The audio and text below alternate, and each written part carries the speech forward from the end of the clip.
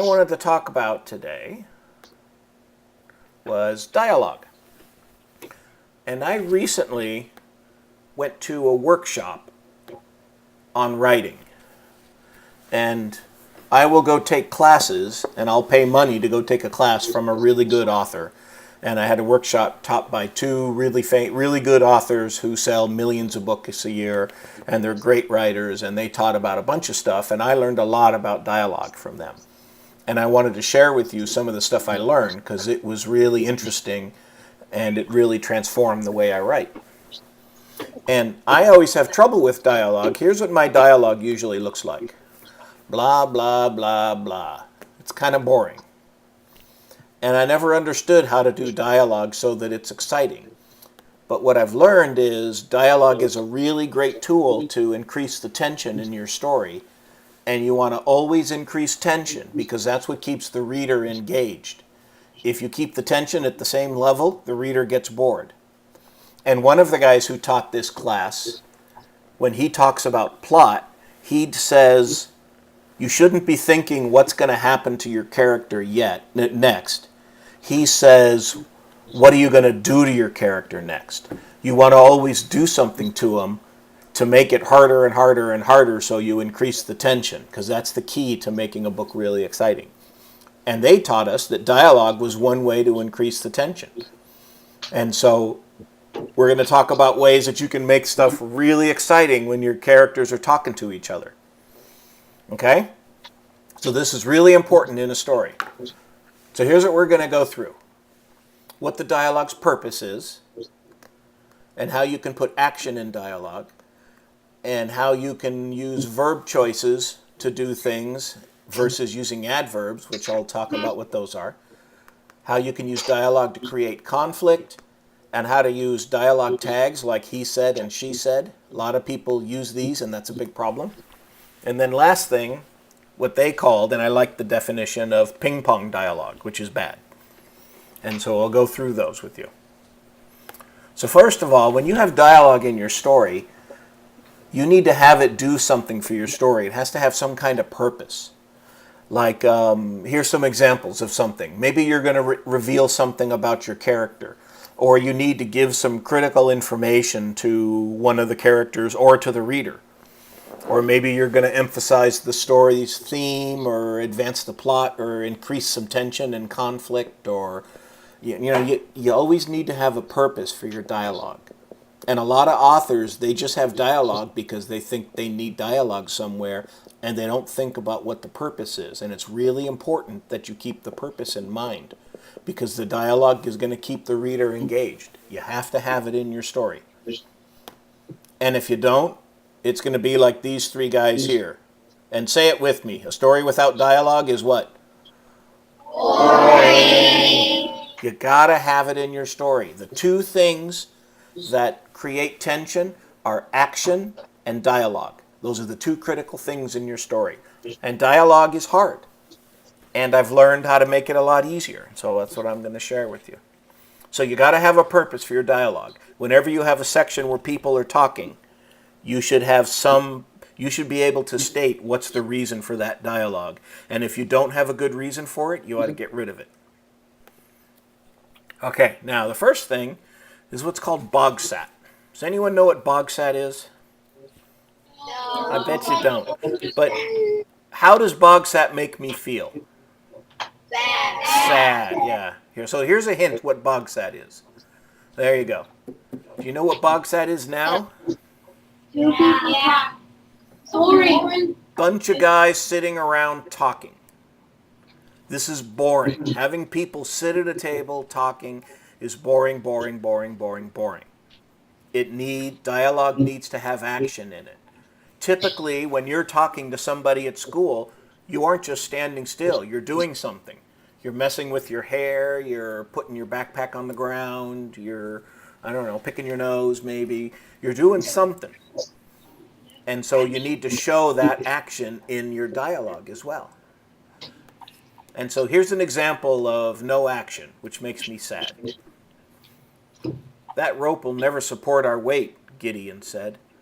You don't know that unless you try it first, the wizard replied. I can tell just by looking at it, Gideon said. Besides, I can see there are parts of the rope that are frayed. Do you want to trust your life to a worn-out rope? Is it worth the risk? I'd rather risk my life on the rope than face an angry mob of monsters, the wizard said. They don't look very friendly. Okay then, Gideon said. Ready? 1, 2, 3, jump. No action, no motion, just words. Say it with me. Boring. This is no good. Look, it made these guys all sleepy. Look at that. They're falling asleep. It's so boring. So now here's the same dialogue, but I've integrated the action into it. And look at how happy I am now. Look at that. I'm all happy. Yay. Okay, same dialogue. That rope will never support your weight, Gideon said. He looked over his shoulder to see if the monsters were there yet. You don't know that unless you try it first, the wizard replied, a worried look in his eyes. I can tell just by looking at it, Gideon said. He reached out and gave the rope a tug. The rope creaked and he scowled. Besides, I can see there are parts of the rope that are frayed. Do you want to trust your life to a worn-out rope? Is it worth it? The wizard moved next to Gideon and stared up at the ancient cord, then shook ever so slightly as waves of fear coursed through his veins. I'd rather risk my life with the rope than face a mob of angry monsters, the wizard said. He glanced at the dark tunnel.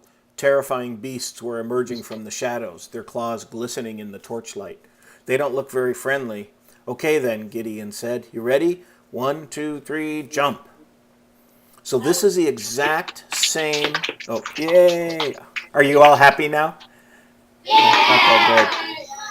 So this is the exact same dialogue, but it's much more interesting because things are happening here. And the action causes you to be more sucked into the dialogue, and it's more believable. So by adding action and tension, by adding the action, you add tension and excitement. And oh, look how excited this guy is. It really worked. Wow. So action is really important in your dialogue. Really, really important. No bog sat. Now I want to show you something. This is something called echoing. And how does echoing make me? It makes me sad. So echoing is when you use the same word frequently right near each other. And it's something that readers will catch and readers will be distracted by it. And when you distract the reader, you pull them out of their imagination and they're back to thinking they're reading your book rather than experiencing your story. So you always want to avoid echoing whenever possible. Sometimes it's hard. In this case, it's hard. Can you guess which word is being echoed? Rope. Ah, you figured it out. Rope. This is such a smart class, Mrs. Hall. I know. So I use rope here and then rope here. I got to use rope 3 times in this one paragraph. And another time rope down here. That's too many ropes. We'd want to try to think of another word to use for rope. And actually, it's really hard for rope because there aren't a lot of options. But here's a tool that I use to find it. So for example, I use the word zombie a lot because I write about Minecraft, right? So instead of zombie, I might use beast or demon or nightmare, creature, monster, horror. All of these things that are different words that have the same meaning is called a synonym. And sometimes they're hard to think up. Like for example, mountain is a hard one to think of what are all the options. And so here's a website. You can go get a book, and I bet you have one in your class. That's called a thesaurus. And a thesaurus is a book of words that have similar meanings. And there's a website here that you can use. Let's go to Thesaurus.com. And we'll type in mountain. Oops.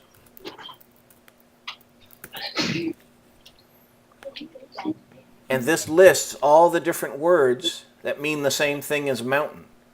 So instead of mountain, I can say cliff or bluff or peak or ridge or butte or crag, or all of these things are another way to say mountain.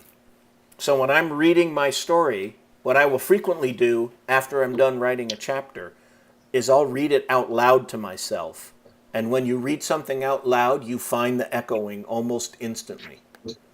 And it's really easy to find when you do that. And then I'll go back in and I'll change mountain to, okay, maybe it's going to be a peak. And then the next paragraph I'll use mountain again, but then the next paragraph I'll use a crag or a rocky bank or something like that.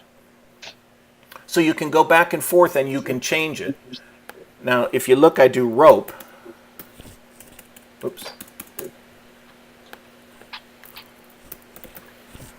I look for rope, and what are the examples? Cable? Well, that sounds like a metal thing, right? Strand? That sounds like a little skinny thing, not like a rope. String? No, don't want to do that. Tape? No. Thread? Twine is a thin thing. So there aren't a lot of choices here, other than here's the most common ones, cord and line. I could have used cord in that passage, and in fact I did once. Line, maybe I could use that. So I always go here to Thesaurus.com to look for the synonyms so that I'm not echoing. Now, if you're using Word to do your writing, I don't know if you guys use Word or Google Docs. Google Docs. So Google Docs does not have this in it. At least I couldn't find it. But if I use Microsoft Word and I right-click on mountain, I can go right to synonyms and it gives me a list. And I'll frequently use this as well to change the word to some new one. But Thesaurus.com is a great one to use. Or you can type in mountain synonym, if you can spell it right. I don't know if I spelled it right. There, and then here's some synonyms for mountain. So something for you to think about, because it's important to get rid of the echoing if you can. Sometimes, like in the case of the word rope, I don't know if we'd be able to get rid of it. But it's very noticeable in dialogue, so you want to watch out for that. There's another word, let's go back up. There's another word that was echoed as well. Does anybody know what it is? Said, yep. And said is a funny word, and we'll talk about it later. But said is kind of invisible to the reader. The reader lets you get away with that. So like here I use the word replied instead of said. That's probably a mistake. I should have probably left it as said, because the reader will let you have lots of saids and they don't care about that. They're invisible to a reader. Replied makes it stand out that I chose a different word. And so I've heard it recommended you should always just use said and don't try to be clever and come up with a different word. But that's up to the author to decide, right? Okay, so now, how do we use dialogue to excite the reader? How do we add excitement to it? So remember, we always want to add movement to the dialogue. It's always important to add sensory input. Like I mentioned, they glanced over their shoulders. They looked at the dark cave. Maybe I could mention it was dusty and the dust made his nose tickle or something, or made him want to sneeze. So these are things, sensory input, movement, emotional content, which we'll talk about in a minute, are all things that will get the reader excited when they're reading your dialogue. And look at this guy. He even says, I'm so excited. See that right there? Hey, me too. Look at that. They're both excited. That's awesome. Now, action words and dialogue versus adverbs. First of all, an adverb is an ly word, like rapidly. And this is a word that it modifies a verb in your sentence. So like he ran quickly. Quickly modifies the word ran and tells you more about that verb. He stood nervously, so it tells you how the guy is standing. It growled hungrily, so he's growling because he's hungry. So adverbs tell you something about the verb in the sentence. and they're great, except they're not good in a novel. You got to use them very sparingly. And here's an example. You never understood me, Gideon said angrily, walking toward his friend. I do understand, the wizard said sadly. It's just that you don't really approve of me, do you? Gideon said furiously. I don't think you really approve of yourself, the wizard said softly. What we've done is we've created an echoing with this ly sound at the end of each of these sentences. And that's distracting to the reader. And so in general, in one of my books, I might have 2 or 3 adverbs in the whole book after one of these dialogue tags that's said. 2 or 3, and that's probably a lot. I try to not even have that many. Because what I can do, instead of saying Gideon said angrily, maybe I make the dialogue here show that he's angry, or I make this verb back here show that he's angry. So these are the adverbs that we want to try to get rid of. Too many adverbs, how do I feel? Sad. You don't want me to be sad. So here's how I would do it with the same dialogue without the adverbs. You never understood me, Gideon said as he stomped towards his friend. So stomped is saying something about how Gideon feels. I do understand, the wizard said, his voice cracking with sad emotion. So I'm making a more descriptive thing here to tell about his emotions. It's just that you don't really approve of me, do you? Gideon's voice boomed off the cold stone walls. So it shows that he's angry and he's shouting. I don't think you really approve of yourself, the wizard whispered. So we use the whispered to say that he's kind of timid and he's kind of sad about this. So you can use a verb choice in the sentence to describe the person's emotion without using that adverb. So I'd say this is good adverbs here. How many do we have? 3. Is really an adverb? No. No. Let's see. Is really an ad? No, we don't have any adverbs. That's good. Look how happy I am. So be careful with the adverbs. A lot of people like them. They can be really distracting to the reader. So you always want to watch out for that. Okay, now, adding conflict to your dialogue. This is super important. And I found this example on the internet, so I cannot take credit for it. But it's a great way to demonstrate this. What are we having for dinner? Asked Jane. Bill opened the fridge, shifted the milk to see to the back. How does steak sound? Sounds great. There's chicken if you prefer, he said. No, steak is fine, with mashed potatoes. Pretty exciting stuff? No, not exciting at all. In fact, is there any purpose to this dialogue, to this story? No, we're not explaining what the characters are doing. We're not revealing anything. We're not pushing the plot forward. We're doing absolutely nothing here, and this dialogue should be cut from the story. Now here's the example where instead of this nice pleasant conversation that we could do every day that's incredibly boring, the person added some conflict to it. And now it says, what are we having for dinner? Jane asked. Bill opened the fridge, shifted the milk to see to the back. How does steak sound? What, again? We haven't had steak since last Saturday, he said. I know, and the Saturday before that, and the one before that. Don't you ever want something different, Bill? So now we're revealing something about the relationship between Jane and Bill. Jane wants something new, and Bill just wants the same old thing, and we're adding conflict to their relationship, and that's now interesting. And now we're revealing something about the characters, and that's something that we can use in the story. And this is hard. And so when you're doing your dialogue, you think about what's the purpose, And how can I make it so that there's a little bitty tiny amount of tension in the dialogue between the two people? We want to have them conflict somehow, even if they're friends. We want them to conflict.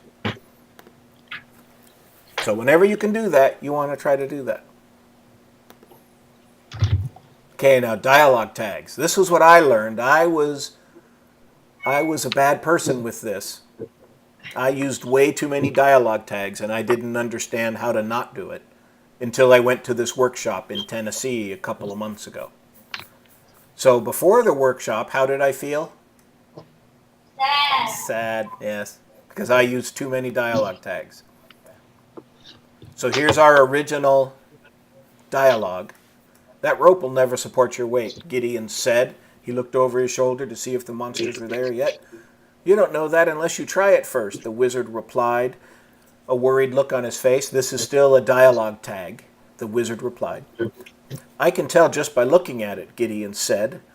He reached out and gave the rope a tug. The rope creaked and he scowled. Besides, I can see that there are parts of the rope that are frayed. Do you want to trust your life to a worn-out rope? Is it worth the risk? The wizard moved next to Gideon and stared up at the ancient cord. See, there's my attempt to break up the ropes and add one word there for the echoing. I don't think it works very well. Then shook ever so slightly as waves of fear coursed through his veins.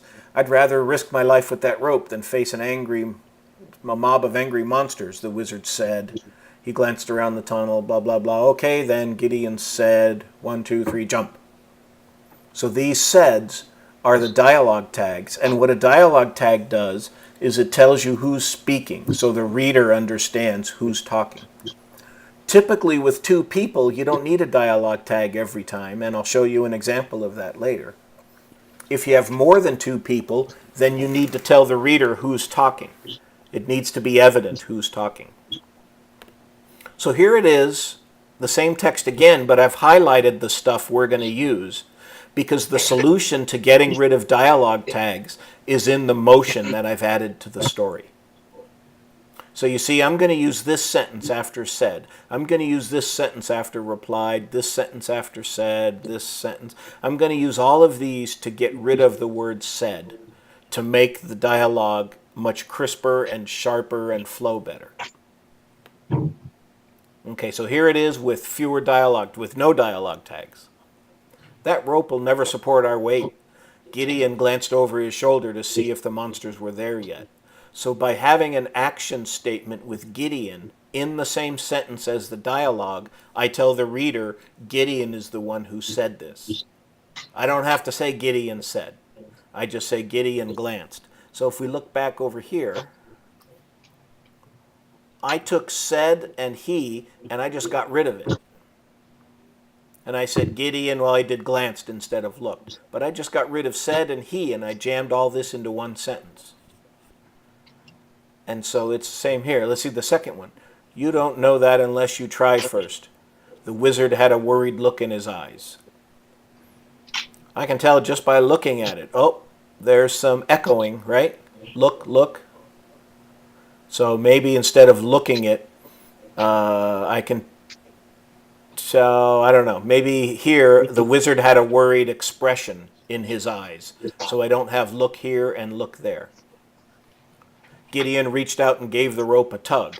Instead of Gideon said, period, and then he reached out and gave it a tug, I made it all one sentence. Down here, I rather risk my life with the rope than face a mob of angry monsters. The wizard glanced at the dark tunnel instead of, what was it before?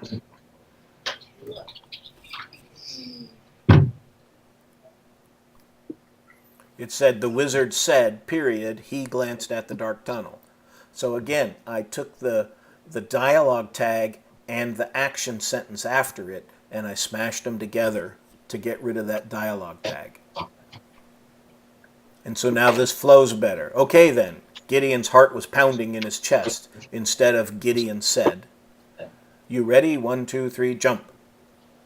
So now we've gotten rid of all those saids, even though they don't echo because the reader treats them as invisible. It flows better. The action is more integrated into the dialogue, and it makes the the dialogue much, much better. If you look at my books, the game night books that I've written, I guess you guys know about my books, right?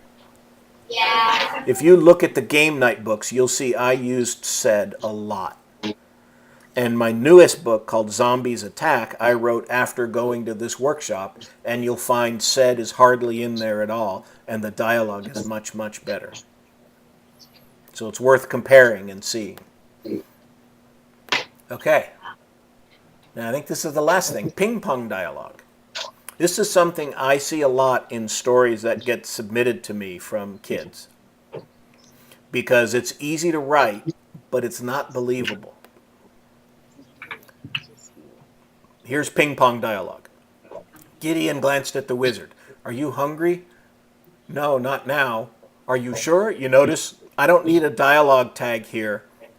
I know it's Gideon and the wizard in the scene. And this was Gideon, so this has to be the wizard, so this one has to be Gideon, so the next one's going to be the wizard, but I stuck one in there just to let the reader keep track. So Gideon glanced at the wizard. Are you hungry? No, not now. Are you sure? I know when I'm hungry, the wizard said. Then let's get moving. Gideon picked up the sword and armor. Okay, let's go. So these really short back and forth sentences, people tend to never talk like that. People will always say multiple sentences in a row before somebody else gets a chance to speak. And this kind of ping-pong dialogue, it's easy to write, but it's not believable. And it's hard on the reader to read it. It can be very exhausting for the reader and can encourage the reader to take a break. And you never want to give the reader an excuse to put your story down. So you want to eliminate ping-pong dialogue. The other thing is, how much tension did we increase here in this dialogue passage? No. Not at all. Oh, he's hungry. That's a stunning revelation, right? That's probably not important to the story. Maybe it is, but it's probably not. So the back and forth dialogue you want to try to eliminate if you can, and make the characters say something important and add tension to your story. So here's the same story, but it's non-ping pong. Gideon glanced at the wizard. Are you hungry yet? How can you be hungry after what we just witnessed? The wizard paced back and forth, clearly upset. Carcassonne is clearly after the amulet of power. He must be stopped. Do you see anything wrong in that second paragraph?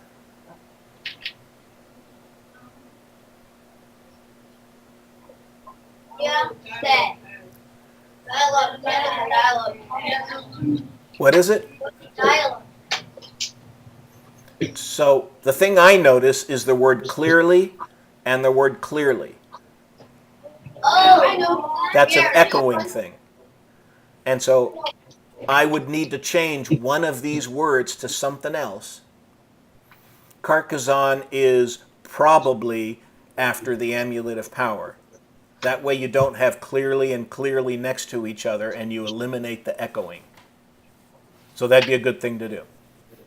But how do we do it? He's surrounded by hundreds of his wraith soldiers. They can just disappear in the shadows and reappear somewhere else. The giant glanced down at the wizard, fear in his large green eyes. They're invincible. Nothing is invincible if you have a plan, the wizard smiled, and I have a plan that's going to give them a bit of a surprise. Then let's get moving. Gideon picked up his sword and armor. Okay, let's go. So this is basically the same dialogue as what happened before, but we've added some context to it and some tension. Something happened. How can you be hungry after what we just witnessed? Something happened. Oh, Carcassonne is after the amulet of power. We learn about the plot and we learn about the villain. So we want to add that, and we add some tension. These monsters are invincible. How are they going to beat them? So you see how I have the same thing about, are you hungry? No, okay, let's go.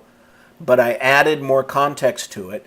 There's more lines of dialogue for each character, and that gives me the ability to add more information and more tension into what they're saying. And that's how I eliminate ping-pong dialogue in my own writing. Now there's also something else wrong here, and I think it's on the next page, maybe. Okay, so here's the other problem. Can you tell which paragraph the problem is in? No. The third paragraph. The fourth paragraph. Nothing is invincible if you have a plan, the wizard smiled, and I have a plan that's going to give them a bit of a surprise. Who do you think the main character is in this story? Actually, I intended it to be Gideon. Gideon is my main character, yet I have the wizard coming up with the plan that's going to defeat the bad guys. That's not a good idea. I should have had the hero come up with the idea. I should have had this line of dialogue be Gideon's somehow. And I messed it up when I wrote it. So you always want to keep in mind this has nothing to do with dialogue. If your hero is Gideon, then Gideon needs to come up with the idea to save the day, not one of the secondary characters. And so I messed that up when I wrote this passage of dialogue. So it's something to keep in mind. The hero should be the one to come up with the cool ideas. Sometimes a secondary character does, but if it's critical to the story, the main character should come up with it. Okay, so let's see. So this is all I learned about dialogue, which was a lot, but it's really transformed how I write. So make your dialogue propel the story forward somehow. It's got to have some purpose to the story. You need to put action and movement in your dialogue. That's a big one right there. A lot of people don't do that. Even successful authors don't do that. And you need to add the motion and action in the dialogue. Choose good verbs and aggressively get rid of adverbs. And what kind of word is aggressively? Adverb. That's an adverb, so it's a little joke there. Ha ha. Okay. Add conflict and stress into your dialogue when you can. That's like adding action and movement, but instead we're putting emotional content into it instead of physical action. Get rid of the he saids and she saids wherever possible.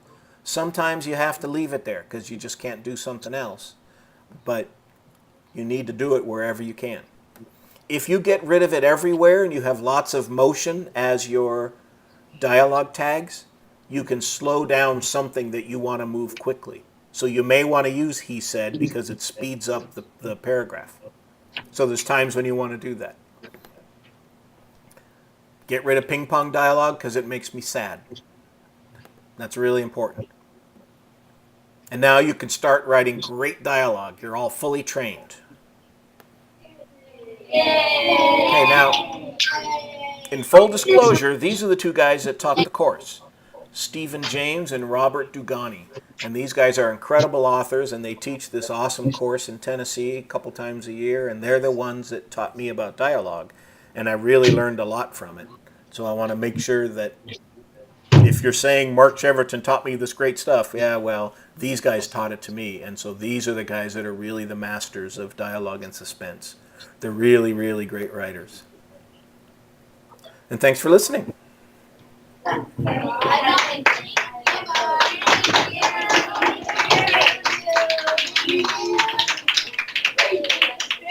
do you have any questions? I do. For Mark. Okay, so come back here, and I think my computer. Okay, so say your first name.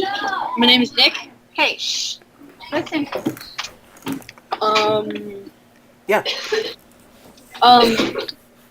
What'd you do if dialogue would get boring?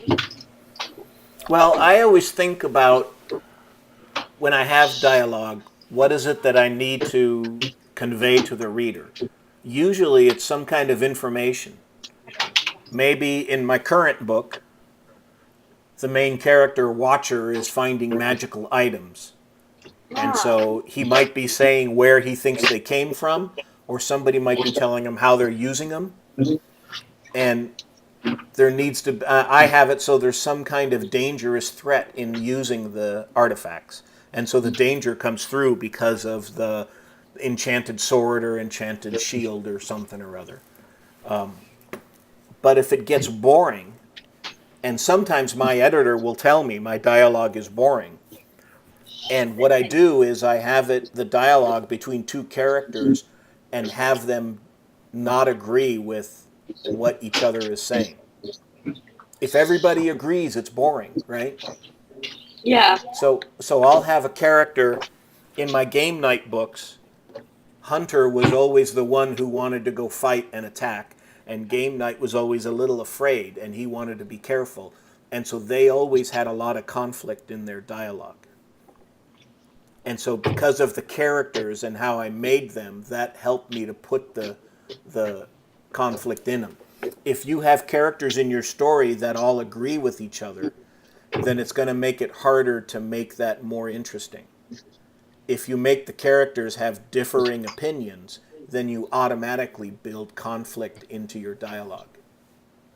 Does that make sense? Yeah. So that's one way to do it, is by how you design your characters. So give Thank that you. some thought. You're welcome.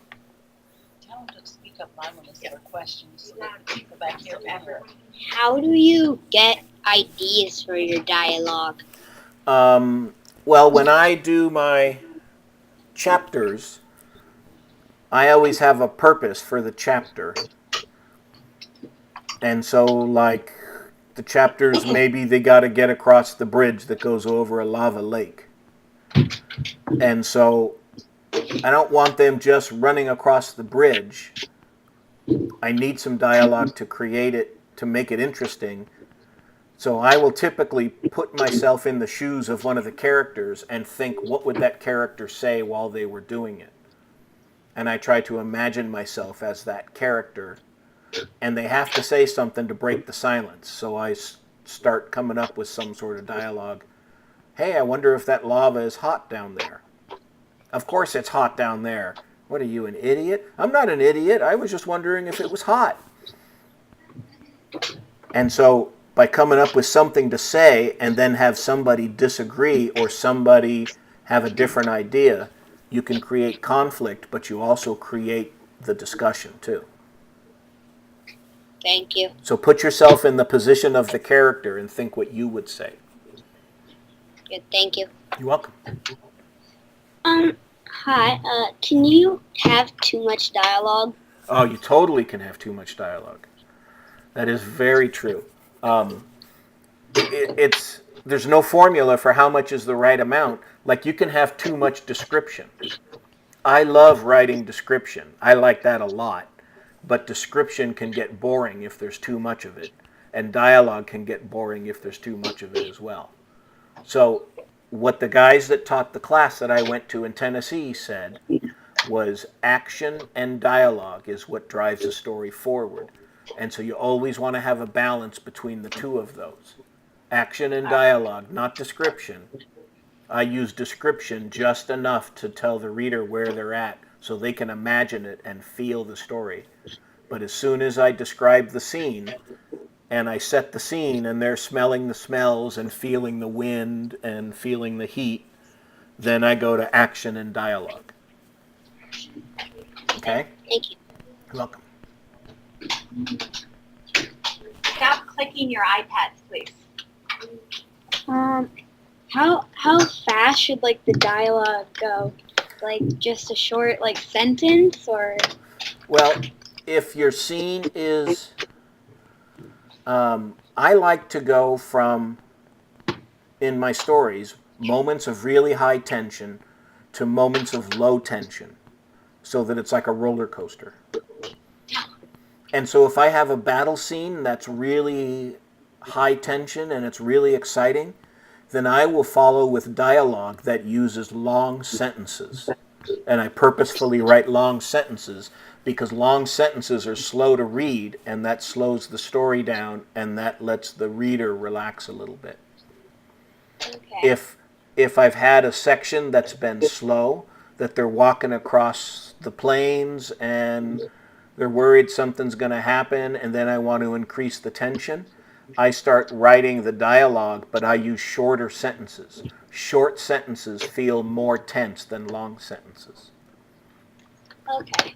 So I choose how long the dialogue is based on what kind of emotion I want to try to get into the reader. that make sense? Thank you. You're welcome. Hi. In dialogue, are you supposed to use a lot? In books, are you supposed to use a lot of dialogue in it? Well, you don't have to use a lot. You don't want to use a lot, I'd say. There are some types of books, like something called literary fiction, uses a ton of dialogue. If you're writing like what I do, an action adventure, you probably want to balance the dialogue with the action and have some of both. If you have too much dialogue, in my books, people want to see game night kill a zombie. And if you're not killing zombies, people aren't happy. So I need to have dialogue, but I also need to have people attacking monsters and monsters attacking villagers and stuff. And so Okay. you just need to balance it based on what you want your story to feel like to the reader. I think you want some of both. Okay. Okay? Okay, thanks. You're welcome. What if you didn't use any quotes for dialogue? So that's a great question. Typically, people would say if you don't use quotes, then it's going to be really confusing and people won't know who's talking. And they won't know when they're talking and when they're not. But there was a book, let me see if I can find it.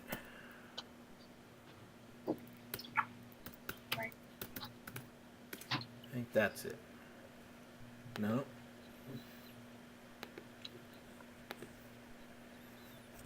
Let me share my screen again. Where is it?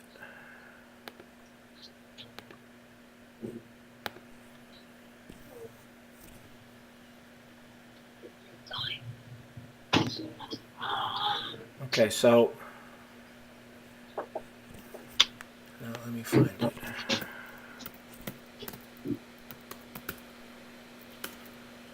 Here it is. So this book, The Particular Sadness of Lemon Cake, was written by a woman named Amy Bender. And look how many reviews, 538 reviews. That means she's probably sold 1 million copies of this, if not more. And if we can look inside, let's see if I can find an example. You'll see that she has no quotes anywhere. And people would say that's a terrible idea. What happens is, like here, "Rah," said the leopard, holding it back to its lair. There's no quotes at all, and it makes for a different feel for the reader. It's a really bizarre thing to read, and this would not be a good book for you to read. But she certainly showed you can do this and not use quotes and have a really successful book. And so it's possible to do that. It's just really hard. And so she was able to do it because she's a great writer. I don't think I'd be able to do it. So it's risky. It may end up without quotes being really confusing. Okay? Okay. How long does it take you to write your stories? For me, it takes about probably 6 or 7 weeks. The more Minecraft stories I've written, the harder they are to write because I run out of ideas. So now they take about 8 or 10 weeks to write. And I write every day for probably 6 hours a day, 7 hours a day. And Well, sometimes that writing time is me staring at the screen trying to think of something. And I'm staring at the screen for hours trying to think of something. All right, But thank you. That's about how long. Hello. Is it a good idea to have a dumb character who happens to be your main character's best friend? A dumb character? One who's kind of a dumbhead? So that's referred to as the comic relief person. It's kind of like in Harry Potter, that's what was the Ron? red-headed kid's name? Ron? Yeah, Ron Ron? Weasley. He was kind of he was a terrible wizard, right? He was really insensitive. He offended a lot of people. He was really funny. And it's really common to have a comic relief person, or when you talk about character archetypes, which you'll talk about in middle school, he's referred to as the fool, the person that's going to do funny, goofy stuff. And those are great to have in a story because you can use them. You can have a really high moment of tension, and right at the end of a really tense scene, you can have them say something funny at the end. And so you follow tension with funny, and now you're really flinging the reader's emotions all over the place, and that makes the book that much more exciting. So it's a great Okay. thing to do. Okay, bye. Bye. Can action get boring if you have too much? Absolutely. You can. I read a book recently that I only made it through maybe 30 pages. And it started out with lots of action, and then it had more action and more action. And when you have too much action and not enough character development, you don't care about the character. And then if the character is going to lose, you just don't really care. And usually people will put the book down. So you want action in little spurts. In my books, when I'm writing, I write with everything double spaced. I try to make each chapter about 8 pages long. So if I'm going to have some kind of battle scene, I have to start it and resolve it in 8 pages. And so that forces me to keep the action limited. And so that's how I do it, is I always restrict myself to 8 pages in length for every chapter. So if I have a part with lots of dialogue, I'm limited to 8 pages. I'm not going to have the dialogue spill over to the next chapter. I have to start it, have the dialogue, create the conflict, and then have some sort of resolution in those 8 pages. Okay, thank you. You're welcome. What does BOGSAT stand for? Bunch of guys sitting around talking. And the important part of BOGSAT is sitting around. They're not doing anything. They're just sitting there. And that's boring in a book. You got to make them move. Okay, thank Okay? you. I don't understand how people would understand who's talking when there are no dialogue tags. So, let's say I say, I'm going to go climb that mountain, Game Night said to Herder. Oh, really? You think you can? If Game Night and Herder are the only ones in the scene, when Game Night says something, if somebody speaks next, it has to be Herder. And then if somebody speaks after them, it has to be Game Night. Remember, in your dialogue, every time you start new dialogue, it should start a new paragraph. So when you see a new paragraph starting, you know that's a new person talking. Right?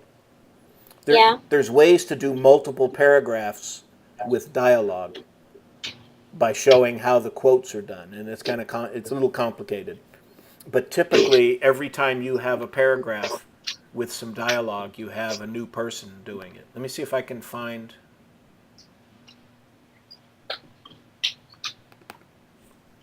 Here we go. Let me share my screen.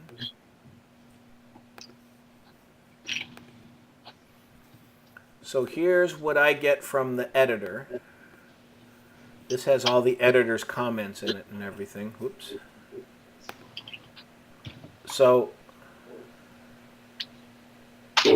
here's a scene with Hunter and Game Night. Maybe let me find a better one.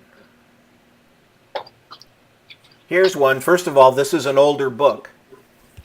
Notice I have said, I have answered, I have said a bunch of times.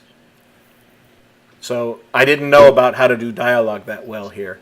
But here, Game Night says something. He says something again, but it's only Game Night and Mason in the scene. So when we get to this next line, I know that has to be Mason talking. And then when I get to the next line, a new paragraph, that has to be Game Night talking. So if you only have 2 people, you can do it without dialogue tags. If you have more than 2 people, then you need to do like what I showed, where you have an action word, an action sentence, which I probably never did it in this book because this was my 6th book, and so I didn't know how to do that. So I don't see it anywhere in here. But here, Crafter said, his voice cutting through the tense silence. I could have just said Crafter's voice cut through the tense silence, and that action sentence would tell me it was Crafter saying all this because it's in the same paragraph. Does that make sense? Yeah. So if you have 2 characters, you can go a couple of times before you have to use another dialogue tag of some sort. If you have 3 characters, then you got to tell the reader every time, like here. Here, Game Night said something. Game Night, Crafter, Hunter. There's some warriors. Here's Crafter. Here's one where it just says he paused. I don't even know who this is. I guess he says Game Night. Is this true? So you assume Crafter's asking Game Night. So this should be Game Night, but it really should say who it is right here. So if there's more than 2 people, you have to identify every line of dialogue. If there's only 2, you can skip it some. Like I did, let me show you lastly here. Here it is. Gideon and the wizard were talking. Gideon glanced at the wizard. Are you hungry? No, not now. That has to be the wizard. Are you sure? That has to be Gideon. I'll know when I'm hungry. Oh, there's the wizard again. And I added a dialogue tag to remind the reader where we are. I've seen books where they go back and forth 10 or 12 lines without telling who it is, and it gets really confusing. I Okay? love this, Mark. This is, now I can put words to what I was trying to explain. This is my favorite part of the whole thing, because Great. that's what I see. The 2 characters, they don't need to tag that every time. Right, and you take the tags out, and the dialogue goes a lot smoother, too. Right, right. As long as there's only 2 people. I rarely have a scene in my books where there's only 2 people. So I don't ever do this. All right. Thank We have 2 more questions. Okay. Do you ever get writer's block? I get writer's block a lot, and when I showed you, this is the outline of my book right now. Can you see the screen? Yeah. Yeah.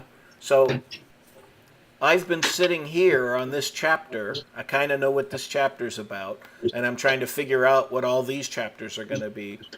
And I just stare at the page, and I have no idea what's going to happen next. And that's not any fun, right? For a writer, that's the worst possible thing. It's terrifying.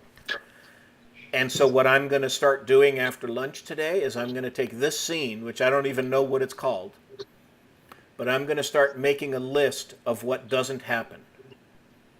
So let's see. They don't fly in an airplane. They don't go swimming. They don't use spider webs. Well, wait a minute. The word spider webs gives me an idea. Maybe they come across a spider's nest and there's some spiders in there hiding something they want.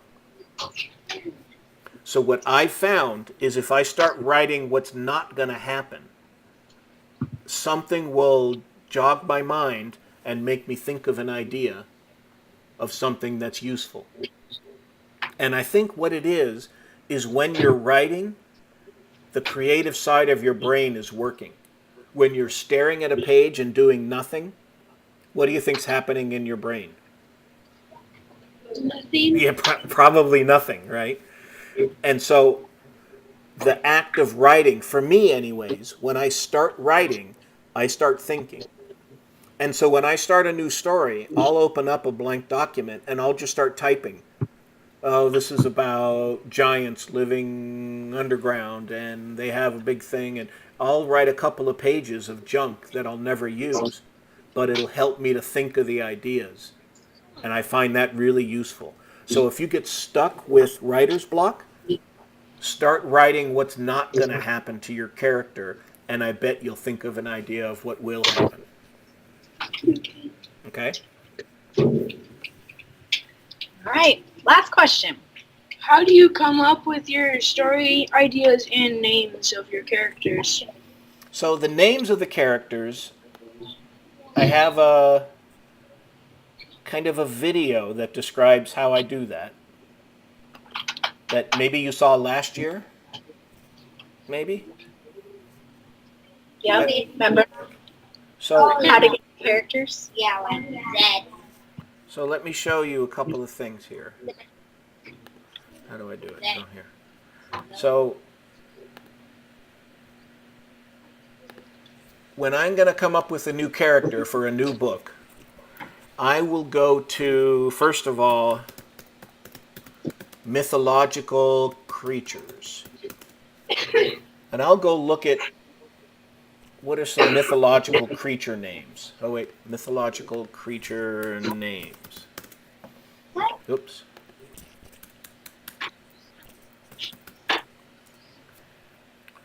And here's a list of mythological creatures. And I'll look at these names. Here, let's look at demons. There's no names here. List of legendary creatures, maybe there. Here we go. So if I'm going to make a bad guy, I want a hard sound, so a K or a T or a V or something. I always like Ks.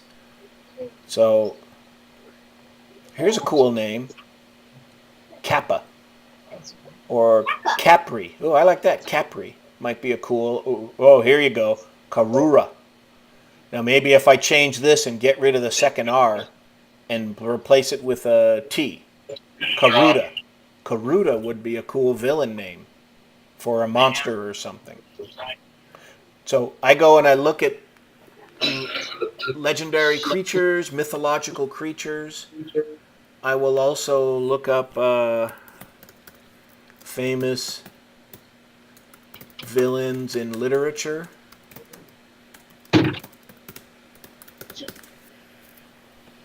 And here's some lists of, let's see, anything. Ooh, Iago. I had that in one of my books. I found in my 17th book, King Iago, who is actually a Shakespeare character. So I go through and I look at all of these. Fagin, that's a cool name. Javert, he's a great name too. So I'll go here and I'll look up famous villains or famous heroes in literature or mythological creatures or historical monsters.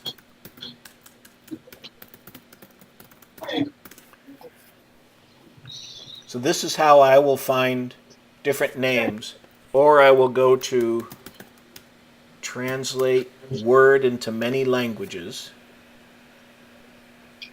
And there's this site that I use a bunch. And I can translate a word into all of these languages. And so I'm going to tell me about one of your characters. What's a trait for one of your characters? He is... Like your bad guy. What's your bad guy like? He's like big and like slimy. Okay. Big and slimy. I don't know if that's an EY or not. What do you think? Can you actually do that to me? EY. Let's do slimy. And we're going to translate it into like 300 languages. And you got to go, and it takes a while. Some of them, I never remember which ones, like Chinese. It's going to use Chinese letters. We can't read those. Some of these are like Lao, I know, is in letters we can't understand. But it's still chewing away. Is it done? You put in smiley instead of slimy, I think. Yeah, it changed it. Let me use big. There. Oh, no, here it is for smiley. And so here's one that might be interesting if he was smiley. You can call him more mushy. More mushy? That is actually funny. Most of these, there's no translation for smiley, because that's kind of an American one. Let's do big. So big will probably have a lot of different versions. So I'll use this site. So I put in translate words to many languages at once, and I find this site.